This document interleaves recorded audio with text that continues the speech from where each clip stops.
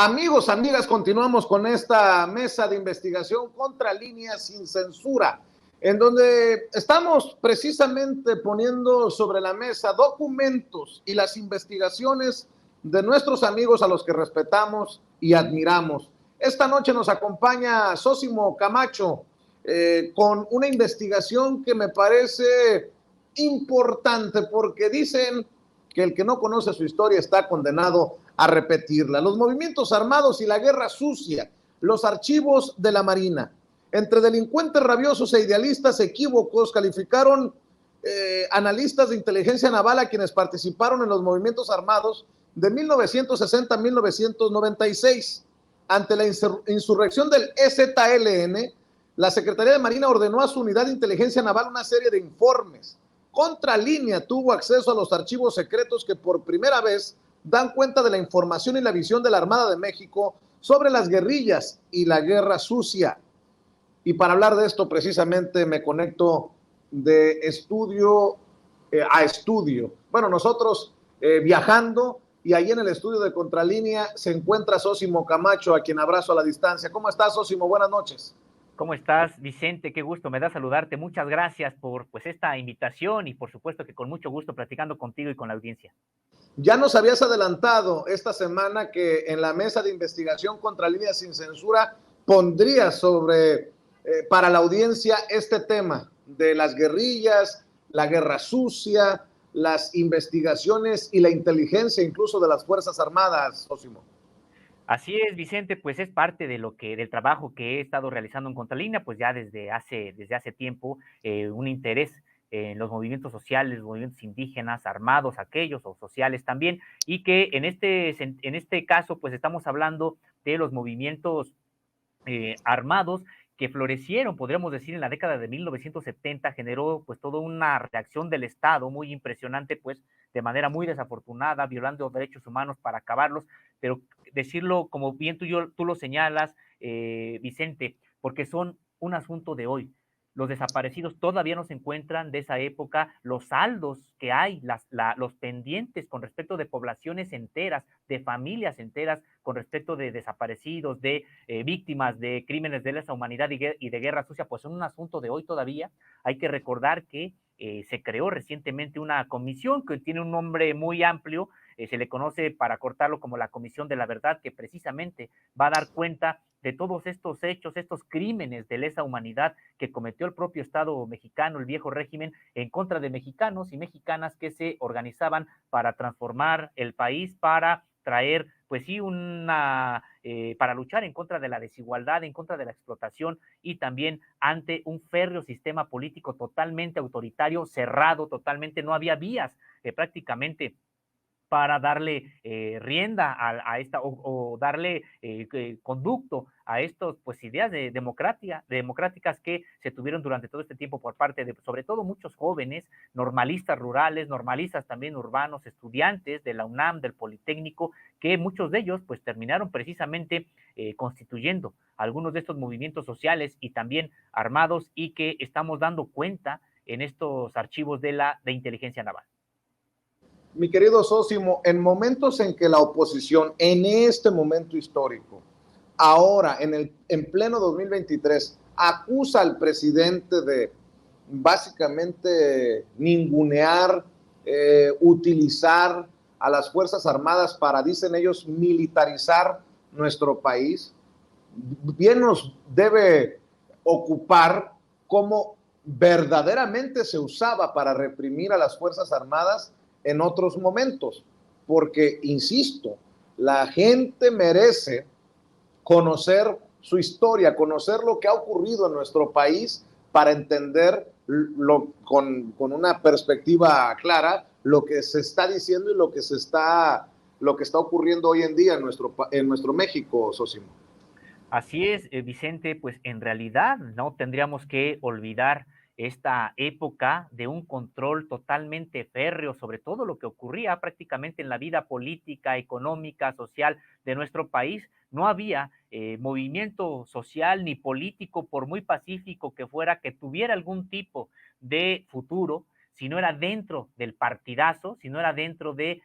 Partido Revolucionario Institucional y todos aquellos que estaban fuera, que hacían política o intentaban hacer política por fuera de este régimen totalmente autoritario, pues estaban condenados a la clandestinidad prácticamente. Muchos de ellos, hay que recordar el caso, por ejemplo, de Lucio Cabañas. En el caso de Lucio Cabañas, pues hay que recordar que un profesor normalista rural egresado de Ayotzinapa, pues prácticamente fue obligado a levantarse en armas, toda vez que haciendo una lucha pacífica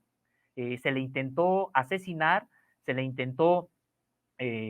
pues desaparecer, y en una de aquellas intentonas para capturarlo, cuando hacía política abierta por la vía pacífica, pues derivó en una balacera de policías en contra de la población no estaba armada, ni siquiera se habían planteado la formación de un grupo armado, y después de ese intento de detener a Lucio Cabañas, en donde los pueblos lo defendieron, él terminó pues yéndose a la sierra, a esta sierra de Atoyac, a formar el Partido de los Pobres y la Brigada Campesina de Ajusticiamiento, y así podríamos decirte muchos otros movimientos también de carácter, podríamos decir que urbano, que derivaron en movimientos armados porque prácticamente no tenían de otra. Entonces, en ese sentido, pues sí, recordar lo que significó este periodo de guerra sucia, de militarización, y que prácticamente pues no había oposición que pudiera llamarse como tal, pues, por la vía pacífica, por la vía legal. Entonces, pues sí, si haces la comparación, pues nada que ver lo que hay hoy frente a esto y esta andanada represiva del propio régimen en su momento. Fíjate que estaba leyendo parte de algunos reportajes que has publicado en el transcurso de los años, en el transcurso de los meses, mi querido Sósimo, y leo: inteligencia naval veía en 1994 una inminente insurrección masiva en varios estados de la República, además de Chiapas, Guerrero, Oaxaca, Chihuahua y acciones guerrilleras en toda la República. Advertía además de acuerdos de los guerrilleros mexicanos con organizaciones armadas de Latinoamérica y otras partes del mundo, auspiciadas por Libia, la Libia de Muammar el Gaddafi. Las insurrecciones de los movimientos armados de 1960 a 1994 y su persistencia fueron producto de errores políticos del gobierno federal y de los estatales, señala un analista de la Unidad de Inteligencia Naval de la Secretaría de Marina. Su informe buscaba explicar a sus jefes lo que realmente había detrás de un desafío que en 1994, año en que fue elaborado el documento, sacudió al sistema político mexicano con la insurrección del Ejército Zapatista de Liberación Nacional.